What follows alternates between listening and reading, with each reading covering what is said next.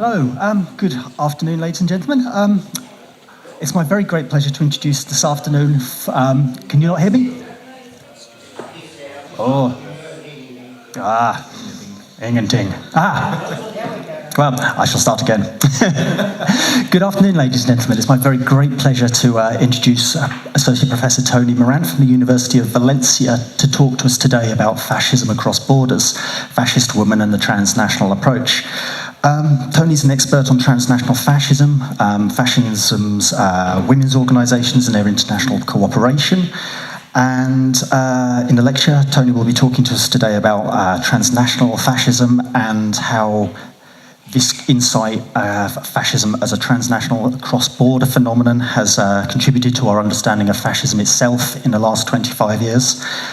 He'll also outline the fascist landscape in the interwar period, and with a particular emphasis on the role that women's organisations have played. And so, without further ado, I will hand the floor over to Toni, just to say that he will talk for 45 minutes, 50 minutes, and we will take questions at the end, rather than during the presentation itself. And the floor is yours. Thank you very much. Mine damer og herrer, jeg ønsker dere velkommen, og tusen takk for at dere tok dere tid til å komme hit til HL-senteret for dette foredraget. Siden jeg dessverre ikke snakker norsk, fortsetter jeg nå på engelsk. So I hope you could understand me. Most of you have probably heard about some of the important political elections taking place around the world in the last month. Sweden, where the Svenska Demokraterna made it with 20.5% to the strongest party on the right side of the political spectrum, and most probably a decisive force in the forthcoming Swedish government.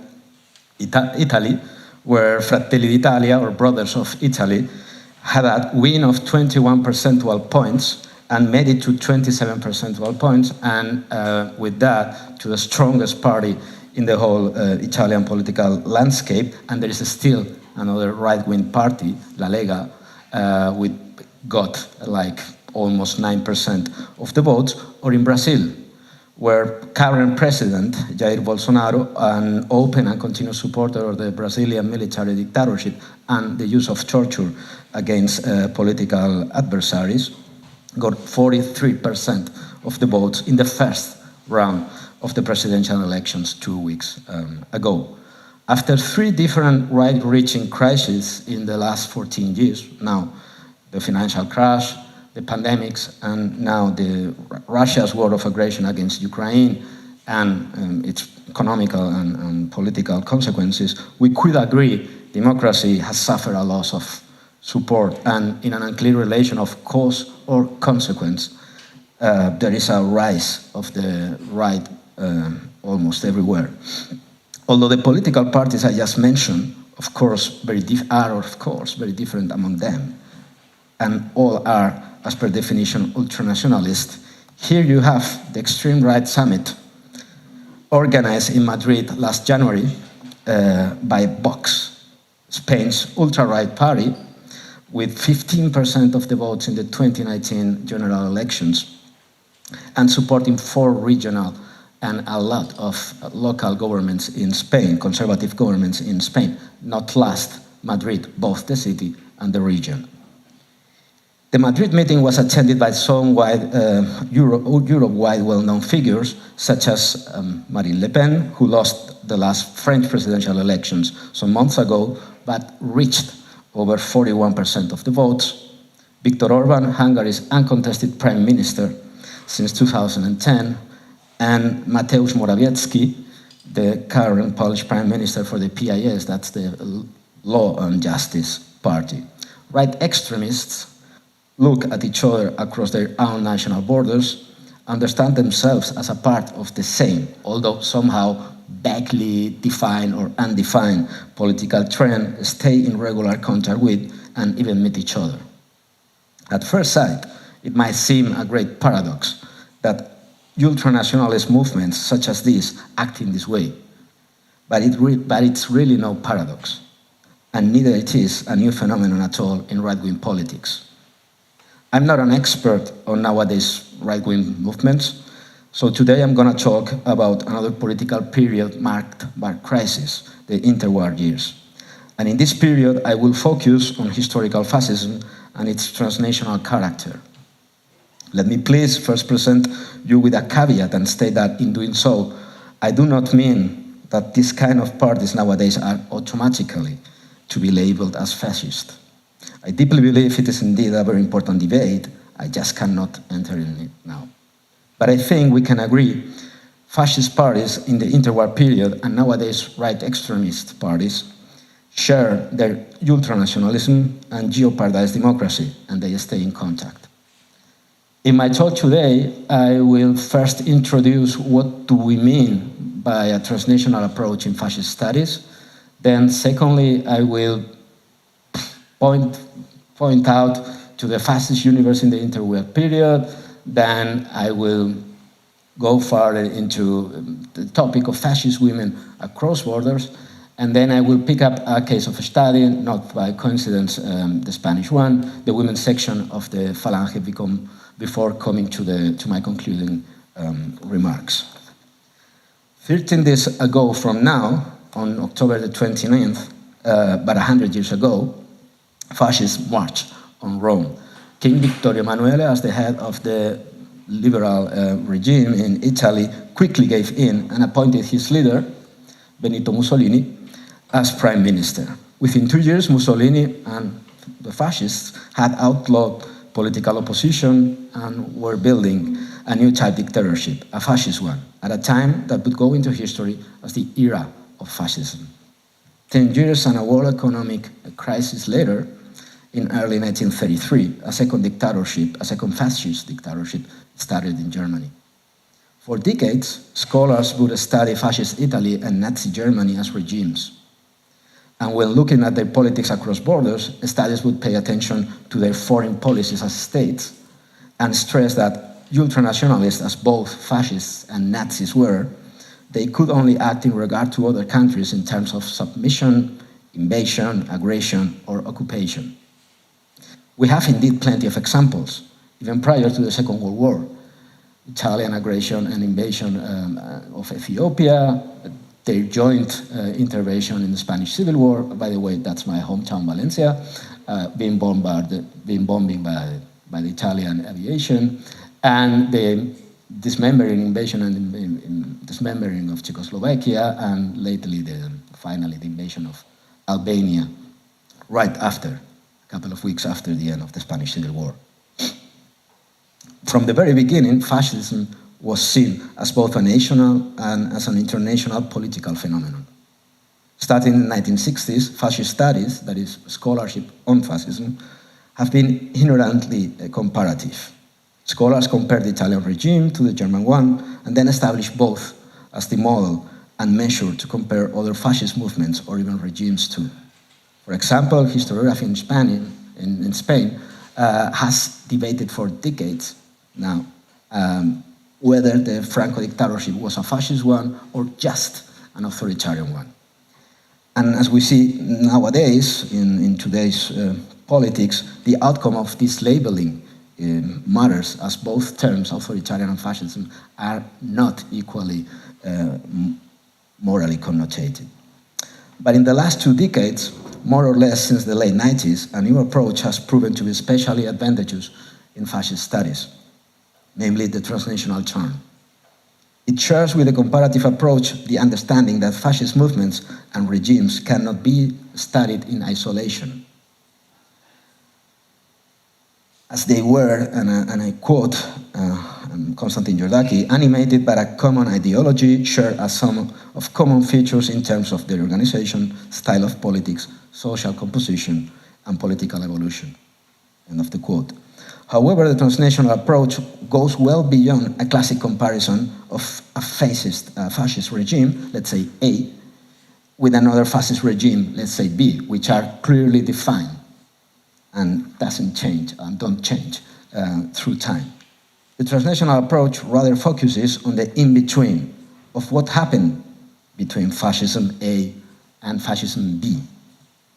Fascists were constantly interacting with each other, looking at each other, studying or visiting each other. The concept entanglement is central here, as the transnational turn has a quite dynamic understanding of its objects of analysis.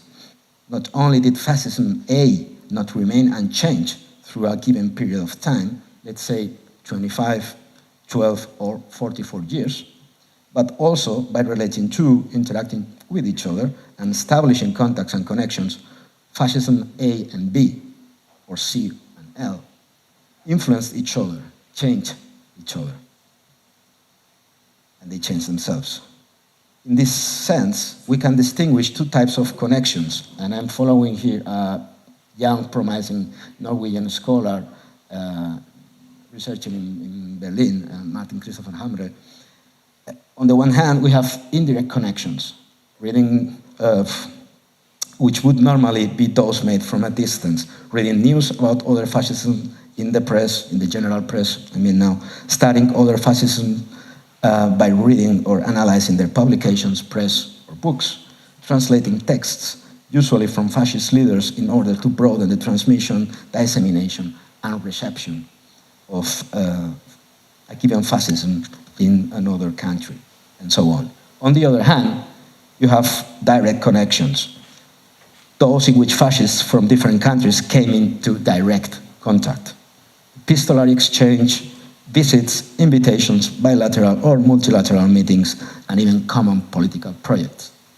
Not only were the one and the other indirect and direct connections not mutually exclusive, but they were perfectly combinable. A certain form of indirect connection, for example, the translation of a given Mussolinis book, or receiving a certain periodical publication from abroad, could in itself comprise direct and indirect connections, since they require a previous correspondence.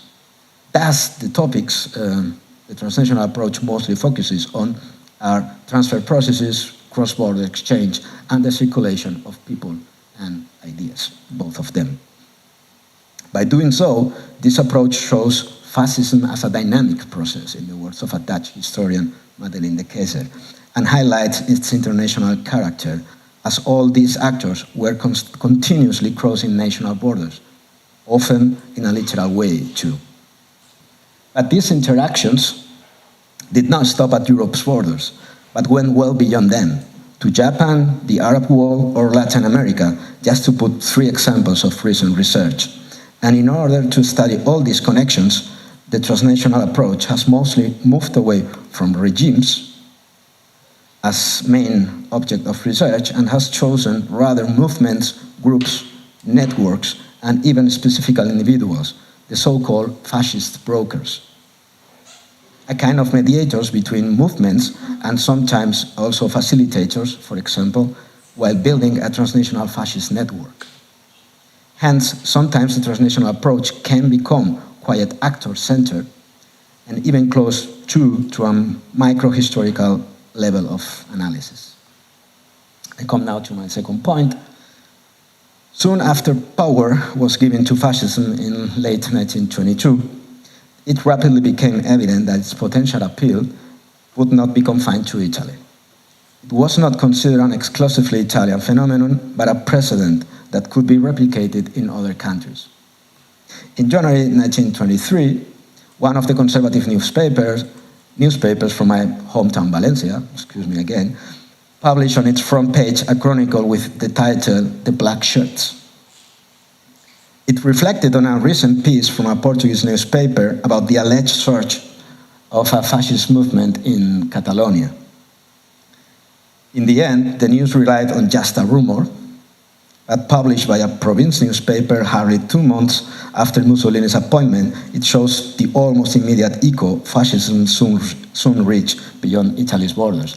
If you look at it, Valencia is on the right side of the Iberian Peninsula, with a news from Madrid regarding another news from Portugal on some fascist group allegedly in Catalonia, which were mirroring an Italian movement. Fascist shirt. By 1925, no 3 years after the March of Rome, 45 countries, and in a world of empires and colonies that meant at that time almost the whole world, presented political parties that called themselves fascists. They were all fascists or not, that's another question. They shared, as fascists share, a sense of community and ideological affinity, even kinship, which went well beyond national borders. And at the same time, Italian fascism was long seen abroad as the model because they were successful. They were the first, but they were also successful. And its supporter, there is a close relationship between fascism and success, and also fascism and defeat.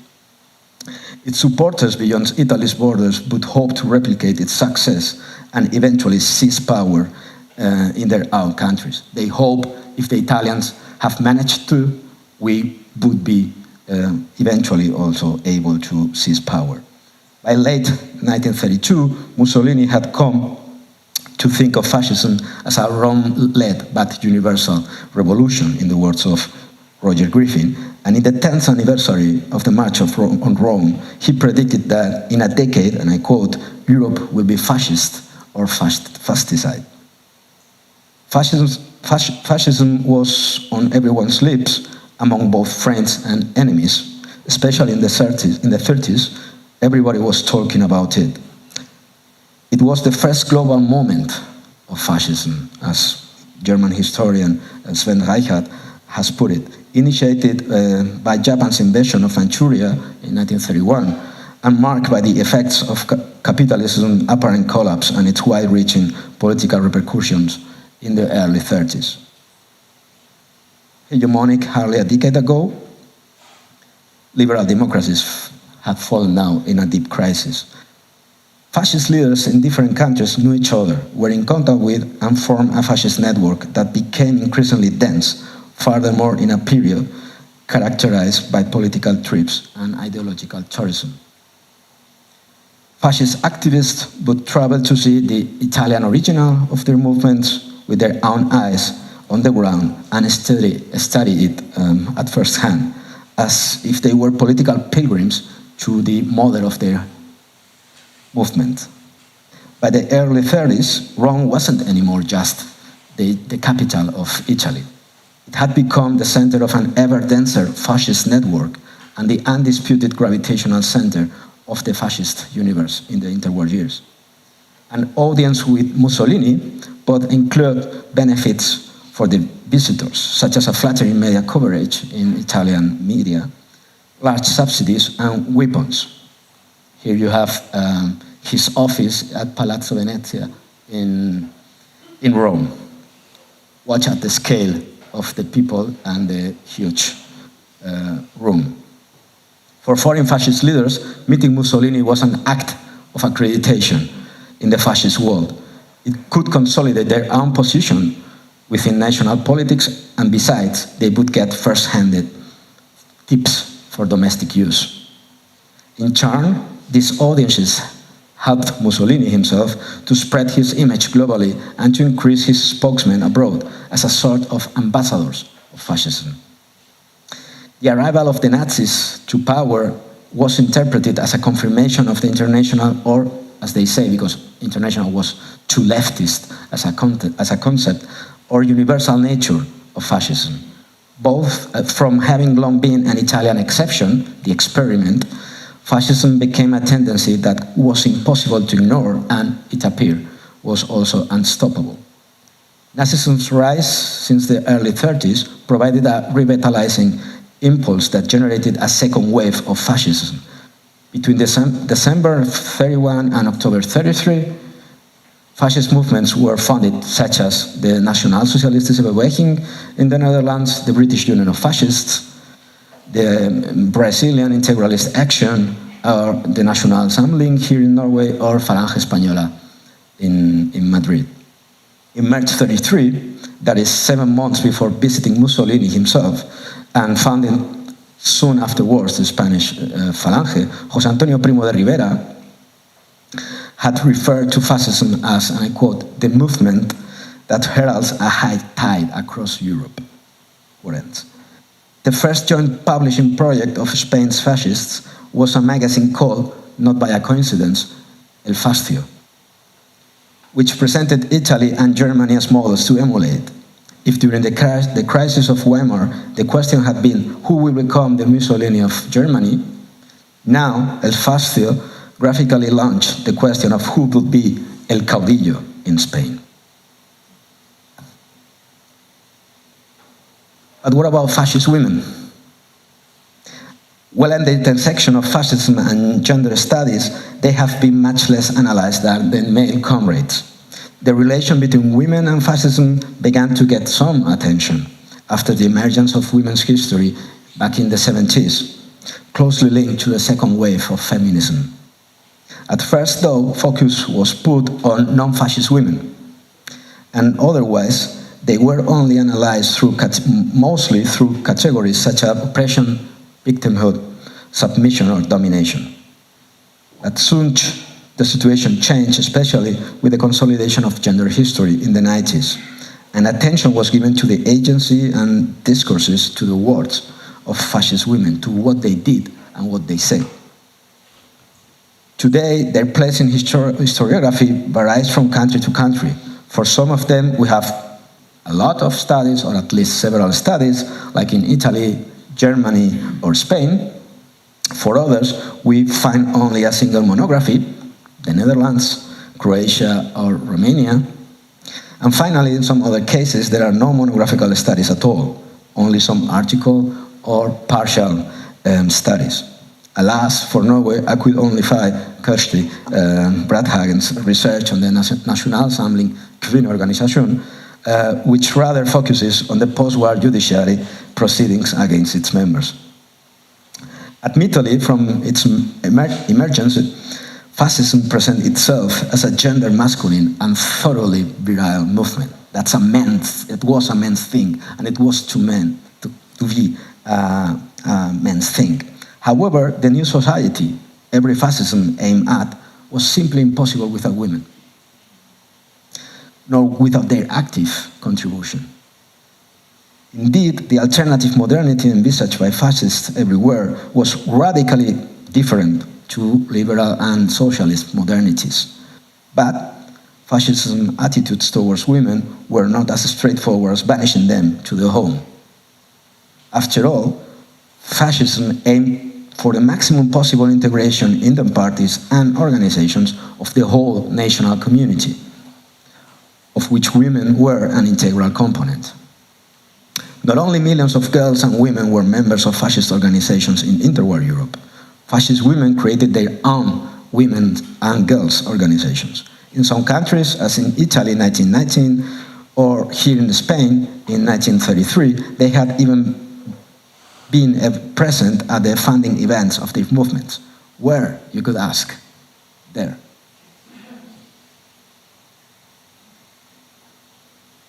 Scholars just have to look for them.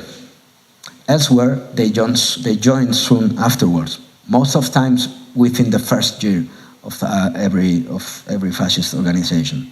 Eventually, women became more and more important for fascist movements, especially in times of illegalization or political clandestinity, political underground, but also once in power, as they try, where they reach power, and that's the minority of the cases, as they try to organize female population in the now state parties and their organizations. Over 12 million in Germany, over 5 million in Italy, over 600,000 in Spain, 20,000 in the Netherlands, and 16,000 in Norway. Back now to the transnational approach. The positive impact of gender analysis was certainly acknowledged over a decade ago, and some analyses have indeed been published, though mostly as single journal articles. However, the truth is that until now, the shift to the transnational rarely integrates or explores the transnational gender dimension of fascism. As a result, after more than 2 decades of this new approach, women will remain largely absent as historical actors after the transnational turn. As we are about to see, fascist women became active in these cross-border connections in the mid-30s. I couldn't find any proof, any evidence of an earlier implication.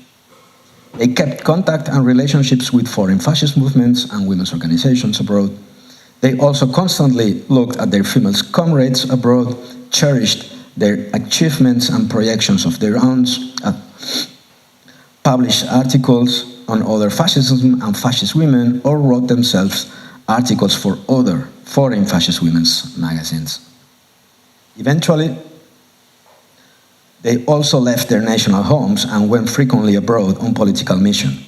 National women leaders, but also mid to top-ranking leaders, visited each other's countries, especially Italy and Germany, and studied the organizations and activities of their comrades beyond borders.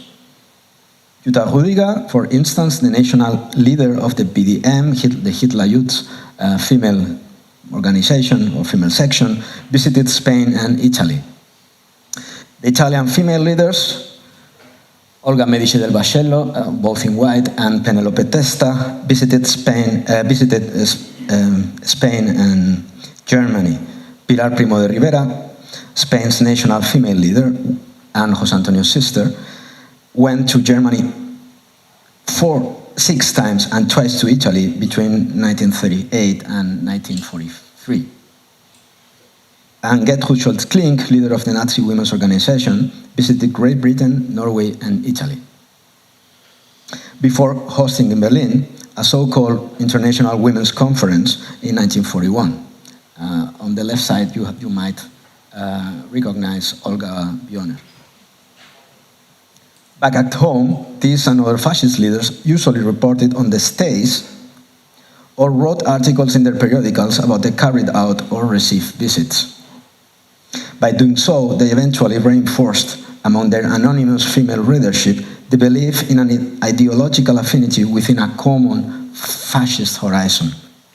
Finally, in another example of the intertwining between the national and the cross-border levels, fascist women seemingly found this collaboration particularly appealing as a resource for national politics, in order to overcome the obstacles that they, as women and politicians, as women and fascists, faced as political actors at home.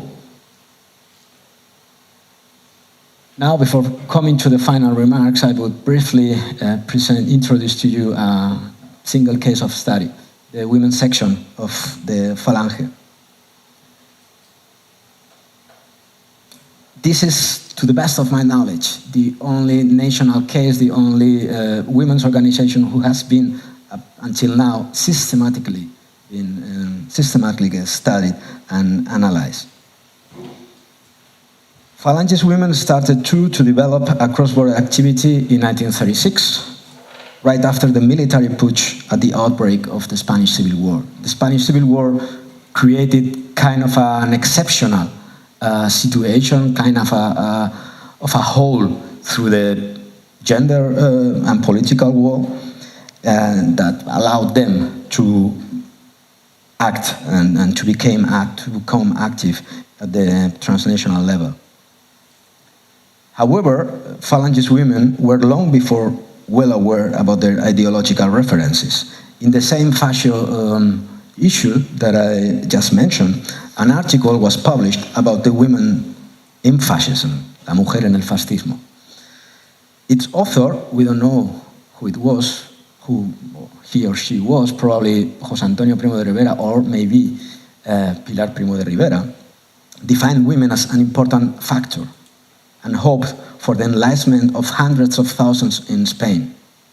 And I quote, "The movement organizers were advised not to forget it." Moreover, as a kind of legitimation for their political mobilization, they pointed out to the British case as, and I quote again, "In England, it was a woman who initiated fascism," an implicit reference to Lothar Lindholm Orman and the British fascisti, exactly created 10 years before. It was the Civil War, thus, that offered to that point failed Spanish fascism a political rebirth. And Falangist women took the chance too. In less than 3 years, the women's sections of the Falange grew from some 3,000 members by July 36 to 600,000 members just 3 years ago, by war's end in April 39. Searching for organizational models for women in the coming new state, in the coming fascist new state, Falangist women soon looked beyond Spain's borders. They couldn't look to the Spanish past, historical past, because there were no models for fascist women there. In October 36, a local leader from Seville, in Andalusia, wrote a letter to the National Secretary of Italian Fascism in Rome and asked him for information regarding the fascist women's and youth organizations. In rebel Spain, and I quote, "Fascist enthusiasm is big. We want a country like yours, great. A new day dawns in Spain. Our total time is drawing near." Probably the Italians were caught by surprise and didn't expect it, Falangist women, Spanish women, to look or to ask for information. But by early 1937, just some months afterwards, propaganda material was flowing to Franco Spain from both Italy and Germany, not only for fascist women, but also for fascist women. In the spring, it was the Germans who started to organize Falangist visits to, as they call it, Adolf Hitler's New Germany. Surprisingly enough, not only were Falangist women considered as candidates for the invitation from the very beginning, but they were even given preference, as both the Falange as a party, the male section, as we could also call it, and its youth organization struggled due to political differences and rivalries within Franco Spain. The Italians would soon follow with the invitation also for Falangist women. In the following 6 years, between 1937 and 1943, at least 50 visits between the Sección Femenina, the women's section of the Spanish Fascism, and the fascist and Nazi women organizations, both adult and youth, took place. Falangist women took 22 trips to Germany and 9 to Italy, whereas we only have records for a single visit to Salazar's Portugal, which was literally around the corner from the rebel capital, Salamanca. Likewise, Spain received the visits of 12 German and 6 Italian women's delegations. The visits over time demonstrate a constant interest in transnational interactions on the side of the Falangist women, even though the figures reflect an evident prevalence of the Hispanic-German axis in red over the Hispanic-Italian axis in green. It's also noteworthy that the number of visits conducted by Falangist women to Italy and to Germany was higher than the number of visits they received from representatives of both countries. If we consider now the time and number of visits that the Falangist women received from Nazi and fascist women, Francoist Spain received little attention actually until 1941, perhaps because the country was in the midst of a civil war and then World War started. However, that situation changed drastically after spring 1941. That's the fascist New Europe, and at the time they were closest to victory. In the following 2 years and a half, 10 Nazi and 6 fascist delegations visited Spain. The most active fascist women leaders in different countries was Spain's national delegate, Pilar Primo de Rivera. In less than 5 years, she visited Portugal once, Italy twice, and Germany 6 times, leading one out of 4 Falangist women's trips. Her 5 trips, 4 to Germany and 1 to Italy, in only 13 months between August 41 and September 42, were undertaken during Spain's greatest Axis temptation. Most Spanish visits to Italy and Germany were study stays, especially up until 1939. The participants were subjected to selection criteria, which beyond political requirements consider their educational background and their language skills. And Falangist groups tended to be small, normally of about 6 to 12 women, apart from the national delegate, who usually traveled in the company of a very small group, like 1 or 2 leaders, the selected Falanges women, were high-ranking in central positions in Madrid, or medium-ranked, provincial or local leader. Before their departure, they received detailed instructions about what they had to study, and they were working from Monday to Saturday, and on Sunday they were also accompanied by Nazi or fascist leaders. Back in Spain, they had to write reports about what they had seen and learned during their visits, and were then expected to instruct low-ranking or rank-and-file members. Thus, they acted as cultural or political multiplicators, and as one of the sources called them, the best ambassadors, in this case of Nazi Germany. In September 1942, representatives of 14 youth and female organizations met in Vienna. Right there, that's the official poster of the grounding event of the European Youth Association in Vienna in September 42. There you see, as they call themselves, the triumvirate. That is triumvirate. You say in English triumvirate? Triumvirate. That's literally three men. That's a group of three men from classical Rome, and these were the three: Penelope Testa, Jutta Rüdiger, and Pilar Primo de Rivera.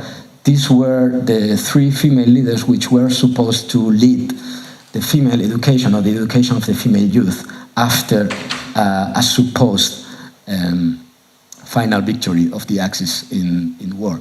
Here you see Pilar Primo de Rivera between a Hungarian leader and the leader of the Spanish Youth Front, sitting in the Herrenring. That's the name that's the way they call it, in the Gauhaus of Vienna. That's the former Austrian parliament of the former Austrian-Hungarian Empire. The collaboration, at least what the sources tell us, ended abruptly through 1943. It was a long way to Vienna, but a short way after Vienna. And the looming defeat of the Axis and Italian collapse in the summer 43 put an end to the collaboration. But nonetheless, the publications of the women's section of the Spanish Falange kept on reproducing this common European fascist horizon, talking once and again about fascist European women from Finland, from Italy, from Germany, and from Romania.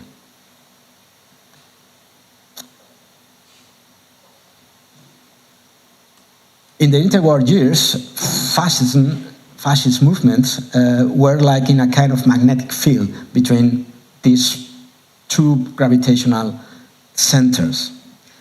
These were indeed asymmetrical relations. They were not between equals. We couldn't compare the strength of a fascist regime or a fascist power with a movement like the Spanish one, like the Spanish Falange before 1936, with some 10,000 members. And there were frictions and contradictions. For example, in Vienna, there were huge frictions between Romanian and Hungarian fascists, because they were historically find enemies, and they were giving some problems in Vienna. And there were also frictions between several organizations in the same country. For example, the Spanish Youth Front didn't have the same interests as the women's sections, for example. And by the way, the youth leader didn't come that far as the Spanish women's leader. Learning from other fascists did not mean mimetic imitation or passive adoption of foreign models. even when visiting both fascist powers, foreign women leaders productively appropriated what they saw and adapted it to the national circumstances of their countries. This is, again, the intertuning between the transnational level and the national level. Because in their countries there were other traditions, political, historical, religious, and balances of powers might have ruled. In this sense, the dissemination of fascist ideas and practices will be rather understood along reception theories and studies on translation and cultural transfer as critical adaptation undergoing at times significant transformations. Looking at fascism from a transnational point of view also shows us the so-called dark side of transnationalism. Until recently, until the turn of the century, if you thought of transnational or international relations and international collaboration, we almost automatically thought on liberal organizations in post-war Europe or international solidarity between socialist or communist movements. But these ambiguities of transnationalism, in the case of fascists, are also very interesting to study.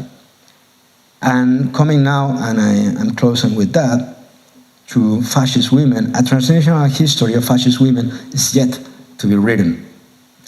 As on the one hand, almost every transnational analysis of fascism has until now neglected women as historical actors, and on the other hand, most historical studies on fascist women focus on a single movement or national context and are thus single nation studies, although they didn't think only in national scales.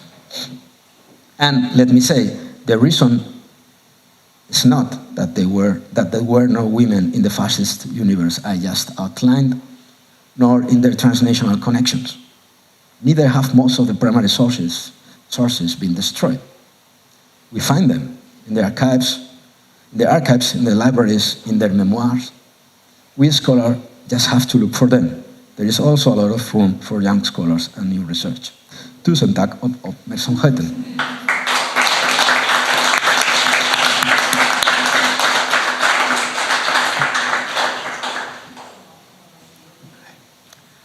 Well, I'm sure that's opened many questions for a number of you in the audience.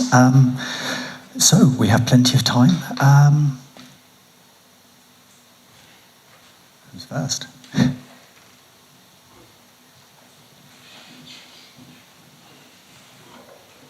My name is Harry Rödner.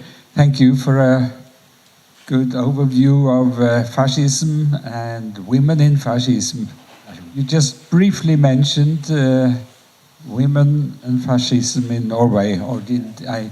In a picture of which encompassed Olga Joner in Germany. Do you know more about Norwegian women in fascism or Nazism in this case? Thank you very much.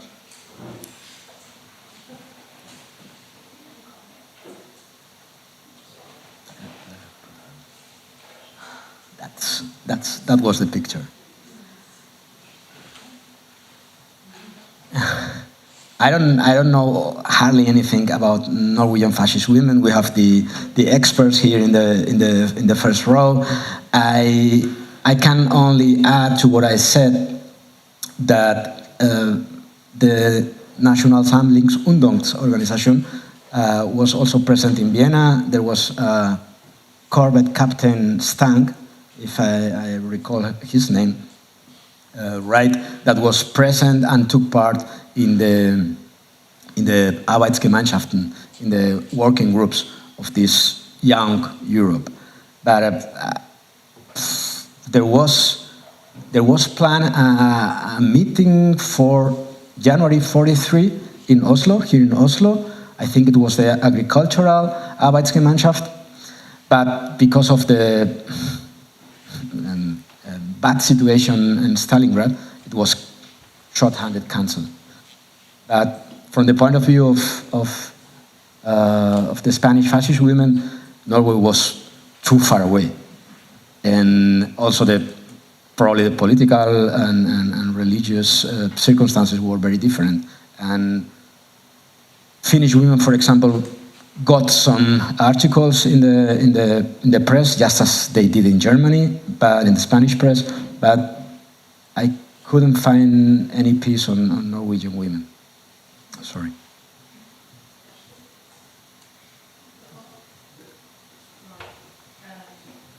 So, Guri, what did you want me to answer? The lady in the middle is not the Japanese woman. That's the... That's Mrs. Oshima. That's the... That's on. That's Mrs. Oshima. That's the wife of the Japanese ambassador to Berlin. But I mean, it was as a protocolarian representative there. She was not there as a representative of the Japanese women's organizations. Right, so that meeting is something I'm studying now as the article is coming. I'm sorry, I'm not the only one who's done stuff on this, though, because there's also now a biography out on Olga Bjornid. But it's in Norwegian, so you just study on. No, but at that meeting there was both Olga Bjornid and Johanne Martin from Kvinneorganisasjonene, and they were both there, and they had some difficulty in navigating the sort of German and Italian ideas for several reasons, partly because she doesn't come in a uniform. She does have a uniform. She definitely will not come in it because she's Norwegian, first and foremost, and she's occupied by Germany, so she's not going to be there in a uniform. She's a really politically savvy woman. She knows what she's doing. This isn't coincidence. They were there. When they came back home, they introduced it as an International Women's Congress to take over from the International Women's Congresses that had taken place in the 20s and 30s, and selling it to make women want to support NS much more than they were doing, and say we are much more efficient than those elite women who traveled around Europe and spent a lot of money. We're efficient, we were just 2 people, we were 22 all in all, and we got things done. But they also presented it at home as a meeting of like-minded people who were not going to seek one model fits all. Because if they'd come back to Norway and said we're all going to do it as Germany, Spain, Italy, that just wouldn't fly at all for anybody, other than maybe Josef Terboven. And she didn't like him. But I have a question, if I may. I was just wondering, the Norwegian women involved in this had this slight arrogance in that they thought themselves better than, and having come further than, their Spanish, German, and Italian sisters in terms of historical development. And they didn't just use their medieval narrative and references to Norwegian landscape to show how they're tougher and their relationship with men is more equal and all of that kind of thing, but they also sort of hung this on Himmler's racial hierarchy in terms of having purer blood. How did that work out for the Spanish, if you know?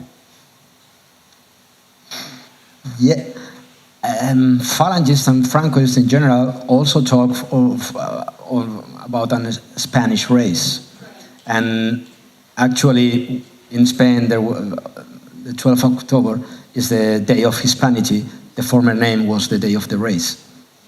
That the former name till like 20 years or 30 years ago, not that much. But it's not quite a racial understanding of race. It's more of a cultural, religious, traditional understanding of the Hispanic race. So the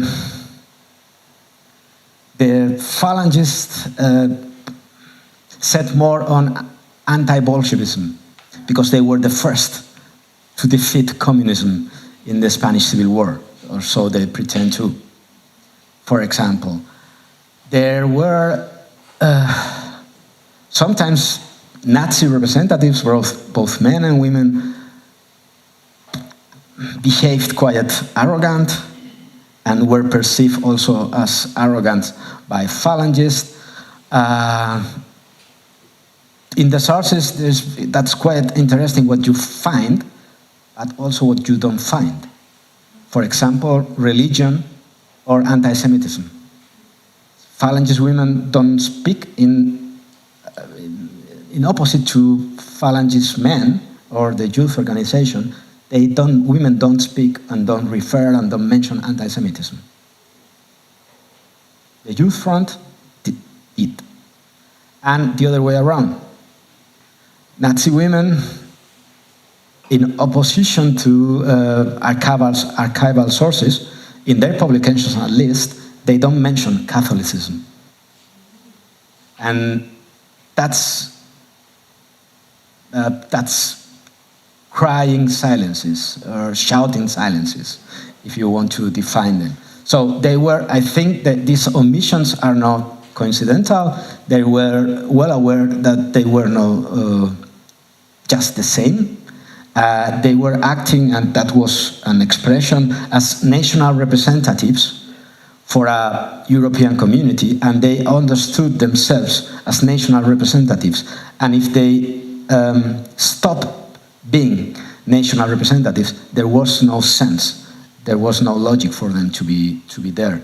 And at least the Hitler Youth, the Reichsjugendführung, was also well aware they couldn't impose a single model, the Nazi model, for all these partially small nations in Europe, because otherwise they wouldn't have been able to count on their support. I mean, that's a very polyedrical understanding of the national and transnational level. And that's something it's not quite easy to get in a research, because you have many sites.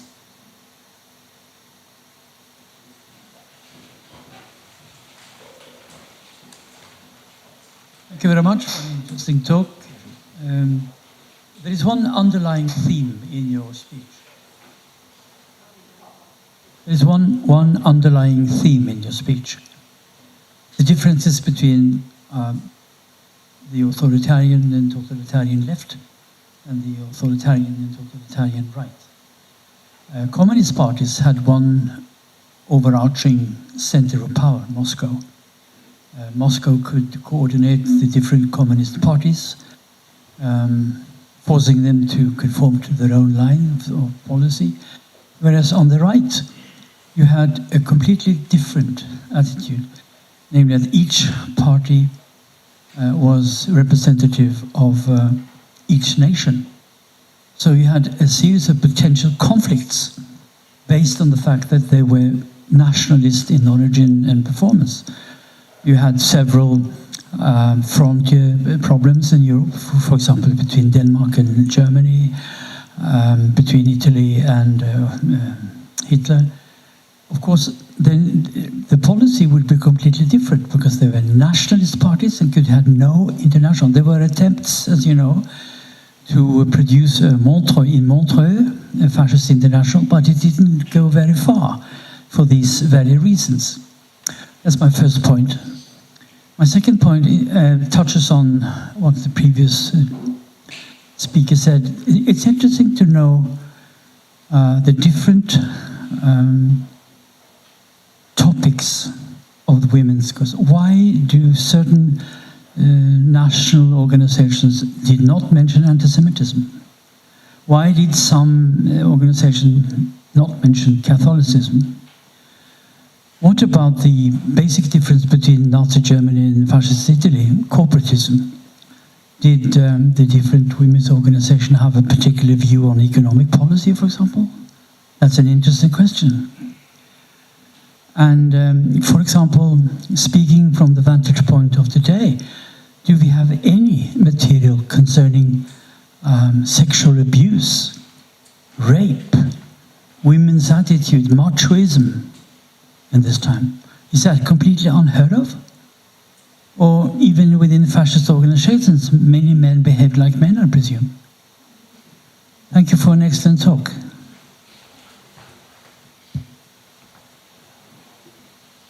Back for the questions.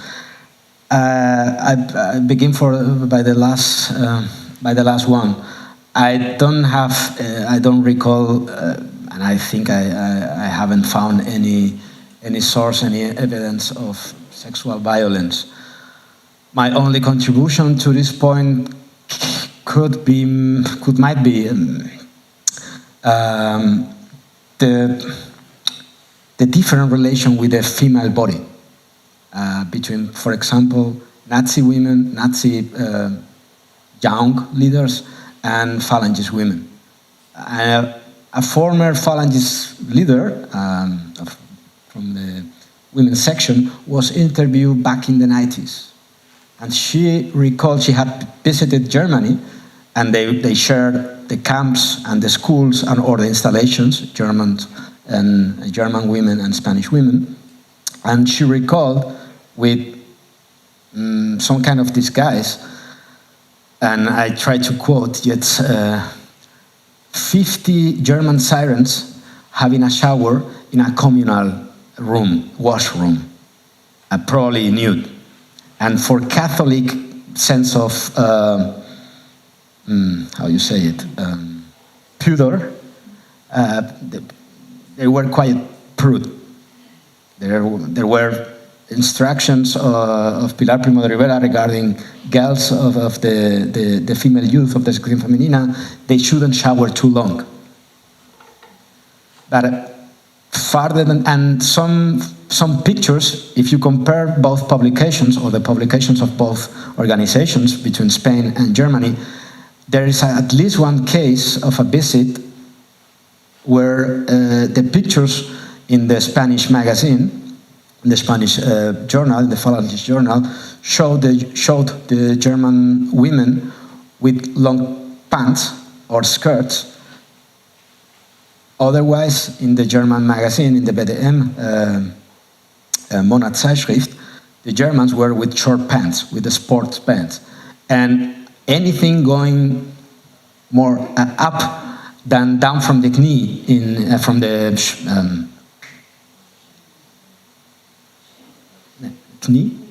knee in Spain was absolute immoral. And they have also problems with their own sport uniform. But more than that, or farther than that, I cannot say anything.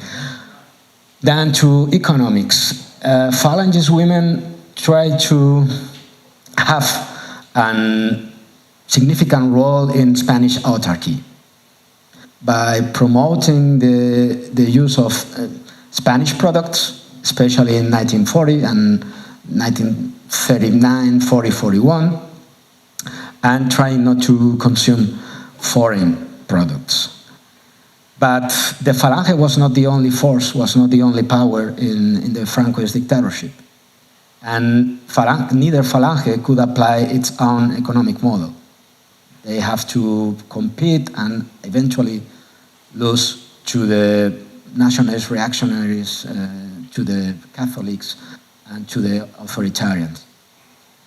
And back to the first question, yeah, I mean, their own, the respective ultranationalism was a huge problem for the collaboration.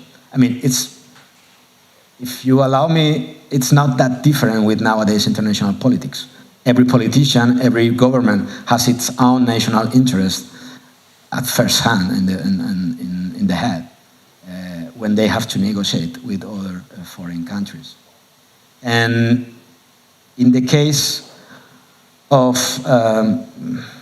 Croatia or Italy, or in not only because of border frictions, but for example, I recall a source from the Spanish Ministry of Education, quite annoying because Italian fascists wanted to teach them how to teach in Spanish schools, and they had no interest in that.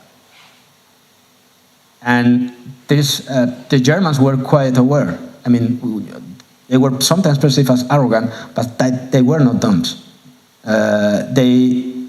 There is at least one source from the Rijksarbeidsdienst, the work service, teaching or working with a team of of the Sección Femenina says, we are not teaching them how they have to teach back in Spain. We are showing them how we teach here, so that they can learn some things they could apply, or they can apply back in Spain. Otherwise, the epidermis could be quite thin when they felt they were imposed some topics. Right, so I think first a comment and then another question. In terms of your question, Bernd, when it comes to sexual abuse or sex in society or women's attitudes towards the physical stuff, there's a discussion in the National Samling where a lady who is offended by young men from Hirden, who goes to a brothel in Oslo, writes to Ragnar Pragmagelsen and says, this is not something that good Norwegian men should be doing.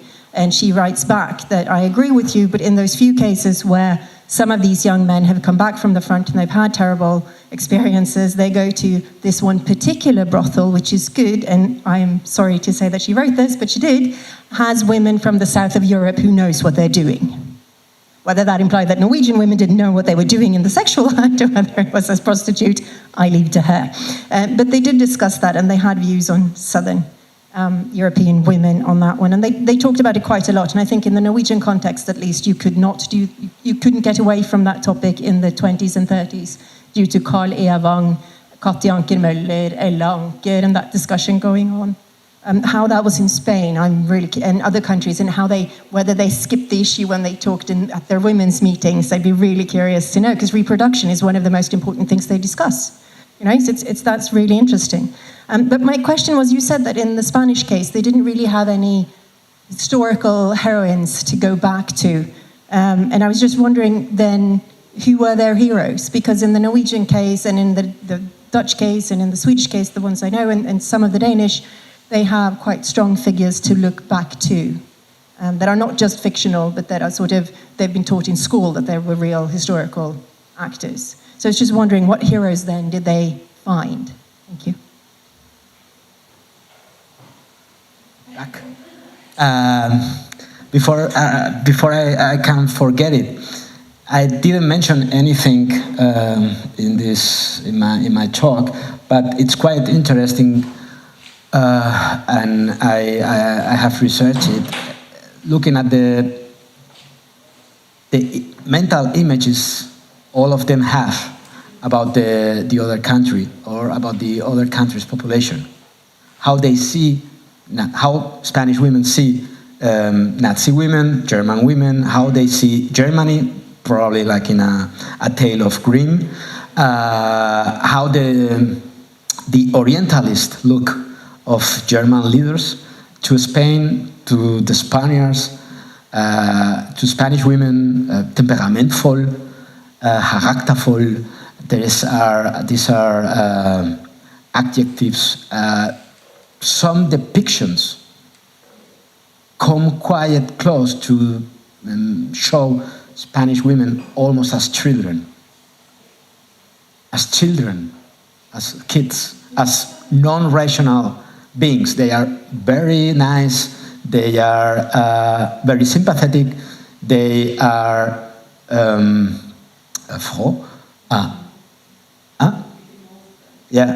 and they are not, sometimes they are not depicted as equal partners. That's all implicit, of course.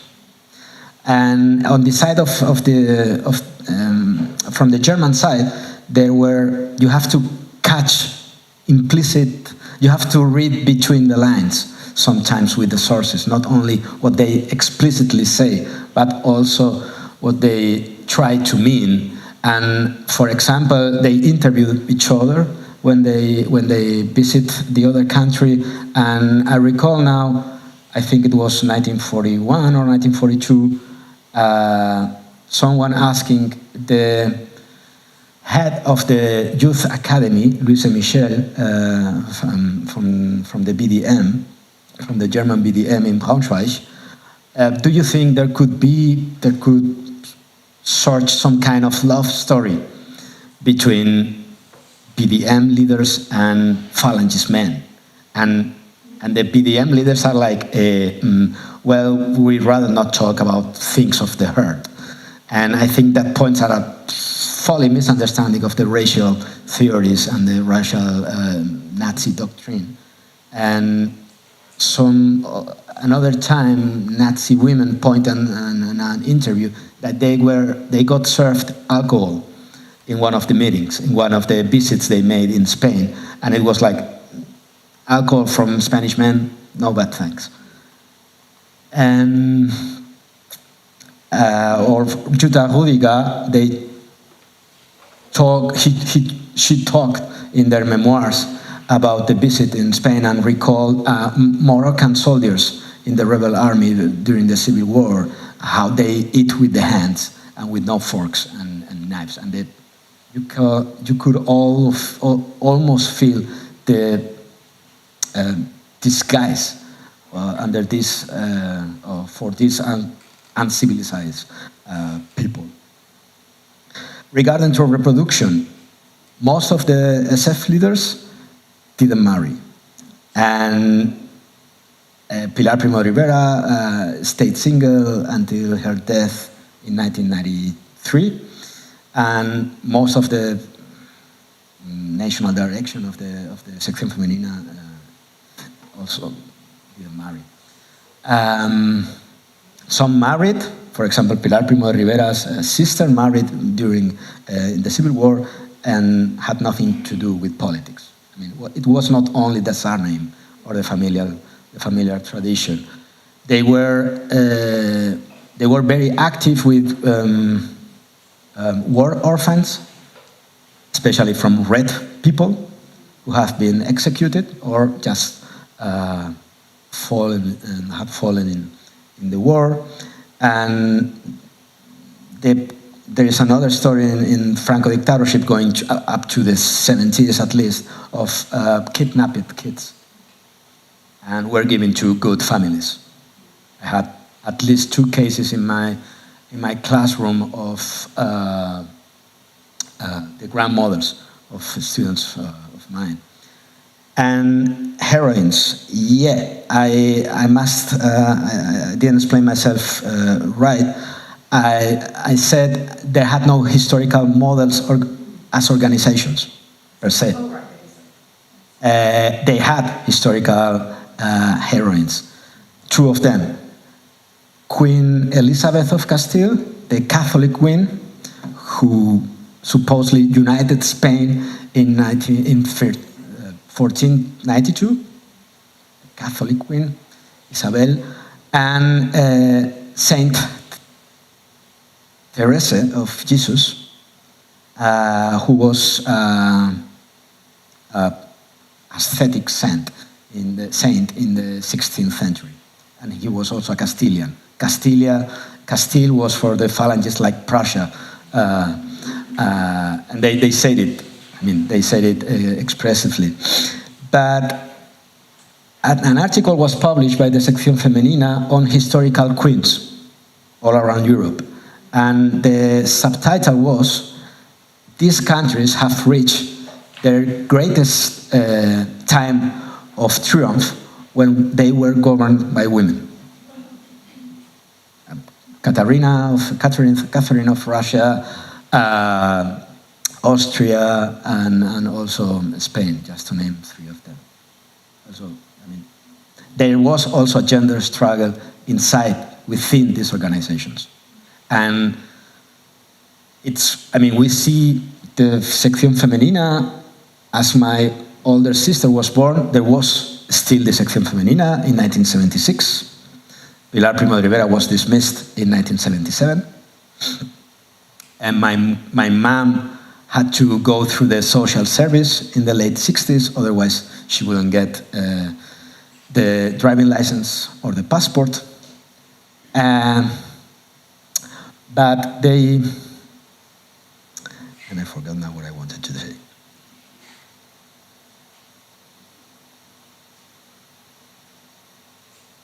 Sorry, I forgot it.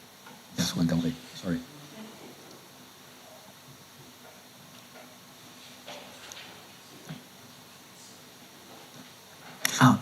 their struggle. Oh. Sorry, thank you.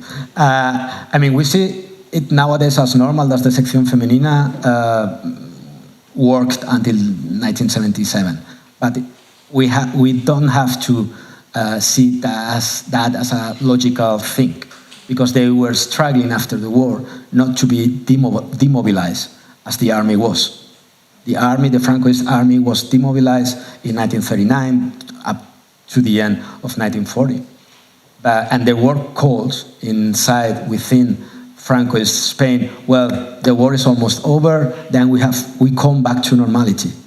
And that means women back to the home. And they were struggling, and they successfully won and survive as an organization. And they have to fight for it, because not only outside the fascist party, but also inside, within the fascist party, there were powerful voices advocating for they to go back home. And the very same day the war was over, Pilar Primo de Rivera published a so-called message of peace, where he said, well, you have all done very well, but if you would go now back to home, nothing of we have achieved would have served for anything. Sorry. Thank you very much for the very last remark, because it has to do with my question. My name is Elisabetta Cassina-Wolf from the University of Oslo. Thank you very much for a very well-structured talk and very informative. I've learned a lot. Thank you very much. A very short question. Your impression at the end of the day. Do you think these women, they organized, they mobilized for the sake of the women cause, or they did it for the case of the political cause? There was any difference for them? Was there any difference for them? Where was the limit between being a woman, a fascist woman, or a woman fascist? I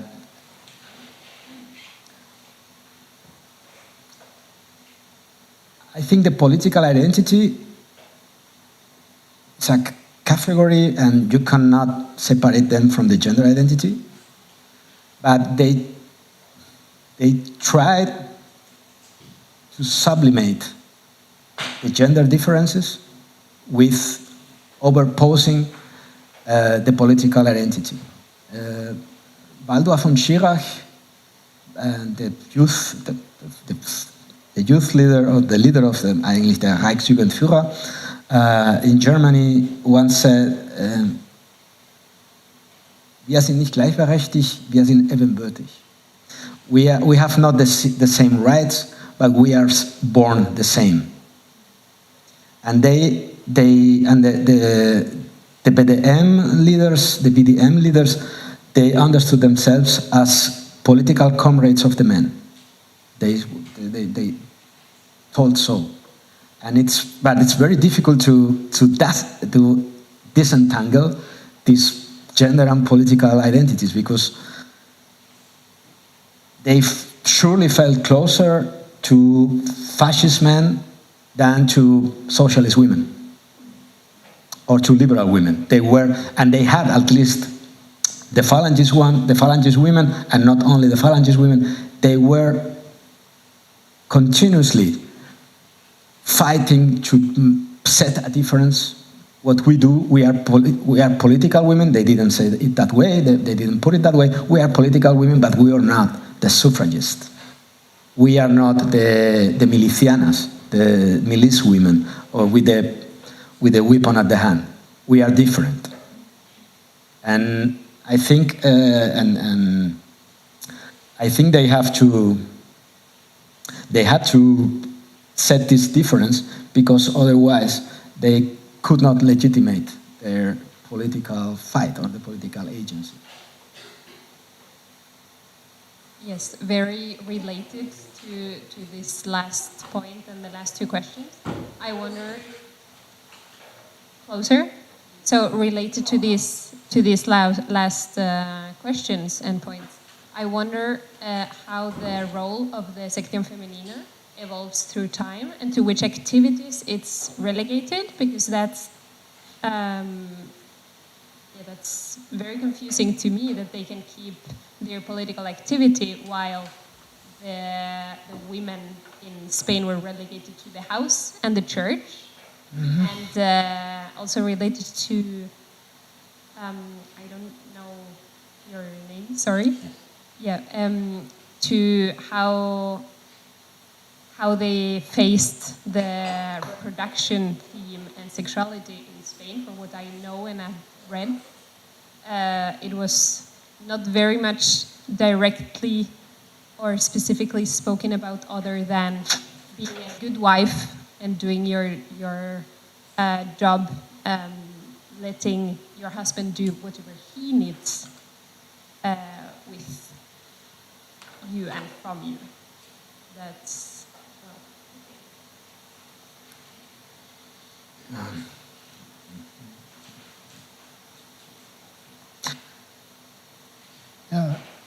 Thanks for a very interesting lecture. My question is not concerning the role of the fascist women, I believe, but it's tempting for me to ask, because we are in this environment, what is the difference concerning Holocaust between these different fascist nations? I don't remember having read anything about collecting of Jews in Italy or Spain. In Italy it took place, for instance, of the Italian Jew Bruno Levi, who has written this fantastic novel from Auschwitz.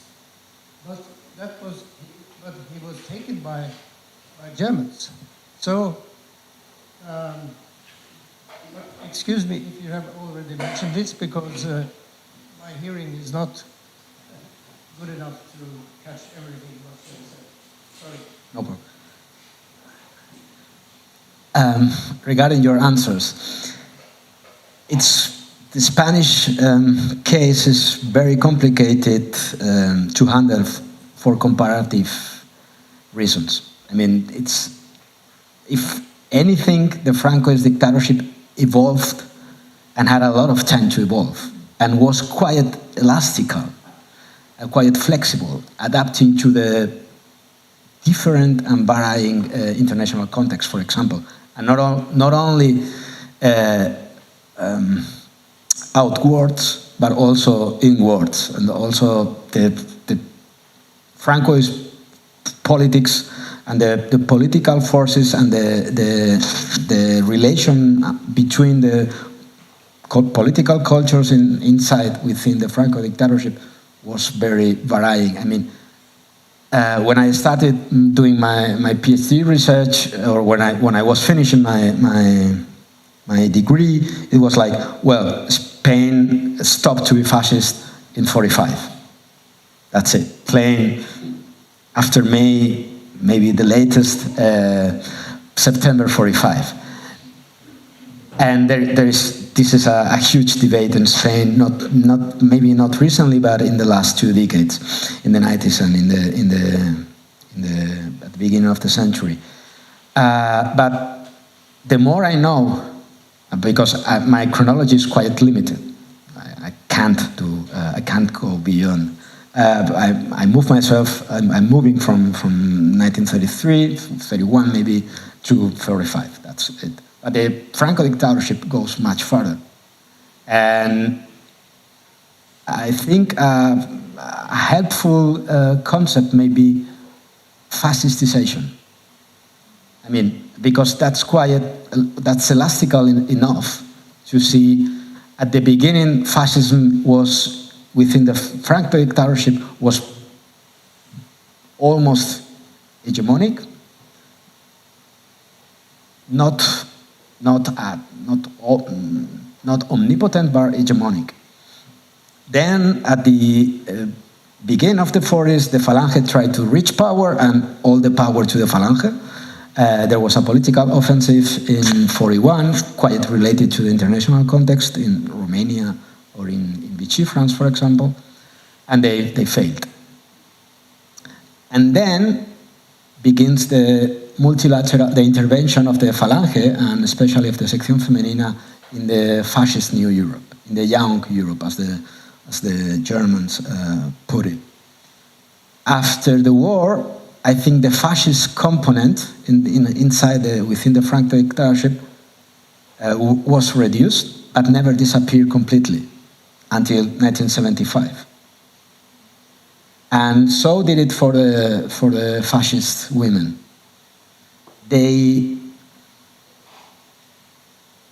I think they never stopped being fascist.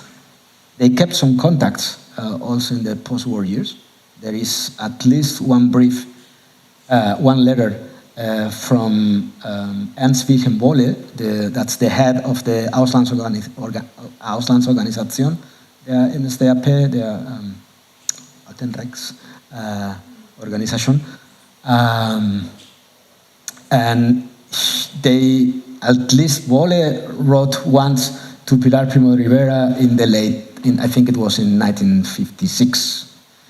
They kept the fascist salute also after 45. And they weren't allowed to make it in public. They have some problems with the Spanish military, for example, and the women won. But in the 60s or in the 70s, the context within Franco Spain, let alone outside Spain, was very different. I mean, they were kind of isolated, politically isolated in regard to fascism in Europe. They kept a fascist component, but that's it. Reproduction, very interesting point. Phalangist women thought of themselves as the political educators of the family. They had to not only educate the children, but also care for their political education in a national syndicalist way, as they put it, in a Phalangist way. And the church, that's also an evolution, not only in the Franco dictatorship, but also inside the single party, inside the Falange. They were Catholic, but they were not clerical.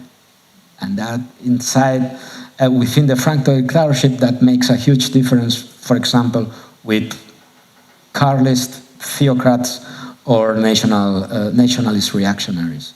Because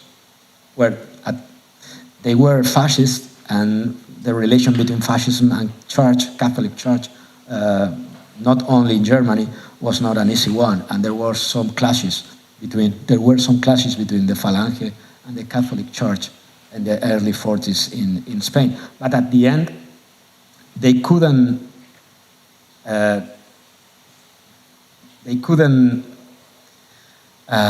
overcome the influence of the Catholic Church. I mean, Spain was defined by the Vatican in 1953 as a Catholic state, when they signed the Concordate between Franco Spain and they had religious instructors, they had priests in their organizations, and it was also a very evolving situation. The Catholic component was ever growing, but the fascist was Catholicized, but stood there. And I think I didn't forget anything. And regarding to your question, I mean, there were Spaniards in the Holocaust, the Hot Spaniard. My granddad could have been one of them because he was in a French camp after the war. He was a soldier, went in exile to France after Catalonia fell, and was allowed to come back to Valencia in the summer of '39. But thousands of Republican soldiers were not allowed to come back. Otherwise, they would have faced repression. And at least 9,000 ended in German concentration camps. And two-thirds of them died or were killed there. I'm not an expert on anti-Semitism. There was some at least a couple of lists trying to list Jewish population in Spain. There was anti-Semitism in Spain in the 30s, mostly Catholic motivated, not racially motivated, but there was anti-Semitism, and a lot of Francoist groups were anti-Semitic. But there were no deportation to German camps from Spanish Jews to Germany. Sometimes European Jews made it over the Spanish border and went into Spain, but if they were caught by the police and they have no transit visa, they were deported back to France. For example, Walter Benjamin killed himself rather than being brought back to a certain death in the German-occupied Europe. And sometimes there were transit visas. They were giving transit visas, but with a unconditional condition, if you allow me to say that, they were not allowed to remain in Spain. They should go through Portugal and then leave Europe, but they were not allowed to live in Spain. Right, so I stole the microphone to just make a comment on that bit. In terms of also thank you, Elisabetta, for the good question in a way, because it's also this thought about as soon as we shift our focus onto women, then all of a sudden they become women and fascists. Were we at a lecture where somebody said, so how did he separate between being a man and a fascist? Was it important to him to do that, or a fascist? No, we don't. And I don't. I'm just as heteronormative as the rest of most people. You know, and the phenomenon we're studying is definitely heteronormative, both in terms of the time context and in terms of the movements and people themselves. So I think there's also this issue about stop looking at them as women, start looking at them as human beings that are interested in a political movement and that then have to navigate all these different structures in terms of gender. And I mean, in terms of the Norwegian movement, if it was National Socialist, why did it keep Quisling as the head rather than Jonas Lie? Sorry? This is a Norwegian thing. Because Jonas Lie would fit the profile better if you look at him as man in a gendered sense. However, Quisling fit the bill because he was the leader who took it first up and all of that stuff, right? But he didn't really physically keep himself up to scratch, to say the least, compared to Jonas Lie. So there are those things, and we never ask that. I think a second thing I really want to put forward, and which is also interesting in terms of the Holocaust, is that what sources do we build the big narratives on, the big stories that we tell? What are the traditional sources? Well, they're not, in a Norwegian context at least, NSK, and it's not the women's sources materials in the German case, the Italian case, the British case, although it's getting better. We still have work to do here. Yay! But I think there you also will find the fact that a lot of these individuals, be they men or women, spoke about things we wouldn't think them speaking about now because of how we view that movement then. We've decided that it has a certain character, but is that real? We need to ask that question again and again and again, because if we look at, and the reason why I'm doing this in a Norwegian context is because we're here, and I know that better than I know the other ones, but it's not a woman who argues in National Samlings. They actually had a hearing about their program. Mm-hmm. That's quite a non-fascist thing to do, but they had a hearing round where men and women were allowed to comment on the program, correspond with the leader, and then actually have an impact on the words in the program. And it wasn't a woman that argued for equal rights for men and women, it was a man, because that was already in situ in the Norwegian law system. So I think sometimes we need to forget that they're either men or women, they are historical actors and human beings, and then they have to navigate gender and all the other issues they do. And then second, sometimes we need to question, have we actually looked at enough of the source material to actually get different nuances and stuff? And transnational history is another way of breaking that open. And thank you so much for sort of giving that an extra impetus here. So really enjoy that. Thank you. Right, well, I think we're actually on time now. We've barraged Toni with a number of questions and comments, so it only really remains for me to sort of, and for you too, I guess, to thank Toni for coming to speak to us today, and we hope you will return. Yeah. Tusen tack.